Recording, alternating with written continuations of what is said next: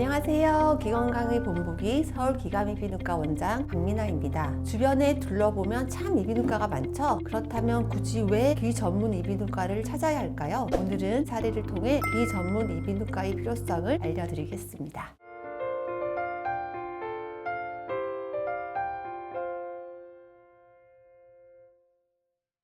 31세 젊은 남자가 10일 전부터 좌측 청력이 덜 들려서 타병원에서 청력 검사를 받고 좌측 돌발성 난청이 의심된다고 해서 본원에 내원했습니다. 3일간 스테로이드를 복용해도 청력에 차도가 없다고 하였습니다. 고막은 정상이었고 본원에서 다시 청력 검사를 시행하였습니다. 빨간색은 우측을 의미하고 파란색은 좌측 청력을 의미합니다. 세로측을 보시면 숫자가 거꾸로 써있죠? 숫자가 적을수록, 즉 그래프가 위에 있을수록 청력이 좋은 것입니다. 선이 두 개가 나타나는데요. 위에 있는 선이 환자가 들을 수 있는 최대치이고 아래가 환자가 실제로 들을 수 있는 청력입니다. 이 환자의 경우 들을 수 있는 최대치 능력은 20dB인데 실제로는 55dB를 듣고 있습니다. 이와 같이 소리를 들을 수 있는 능력은 좋으나 소리가 외이도나 중위, 즉 전달되는 경로상에 문제가 생겨 발생하는 난청을 변도성 난청이라고 합니다. 그러면 이 환자는 왜 돌발성 난청의증으로 스테로이드를 복용하고 있었을까요? 사례에서 아쉬움이 있었던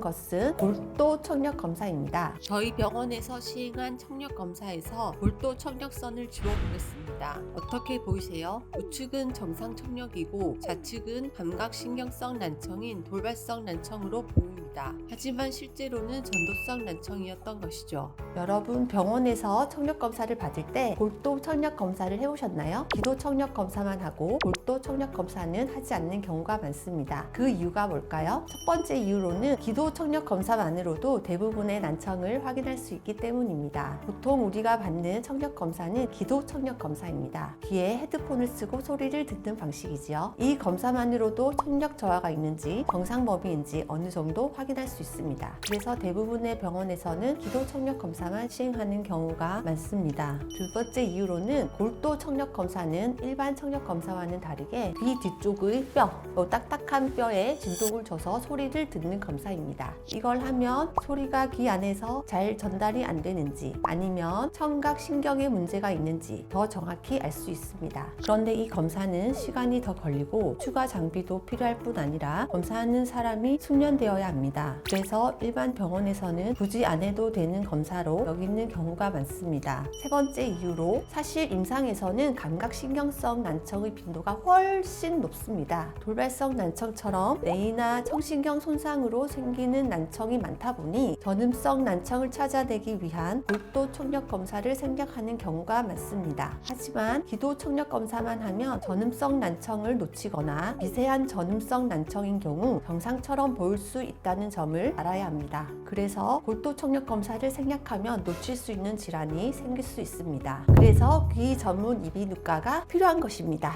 만약 귀 먹먹함이나 이상한 증상이 있는데 청력 검사상 정상이라고 하던데 하고 넘겼다면 사실 골도 청력 검사를 했으면 원인을 찾을 수도 있었던 것입니다. 그래서 귀 전문 이비인후과에서는 기도 청력뿐 아니라 골도 청력 검사까지 꼼꼼하게 검사합니다. 청력 검사에서는 정상이라는데 나는 왜 귀가 이상하지? 이런 고민이 든다면 골도 청력 검사를 포함한 정밀 청력 검사를 받아보는 것이 중요합니다. 이상 귀 건강을 지킴이 박민아였습니다. 구독, 알림 설정 누르셨죠? 감사합니다.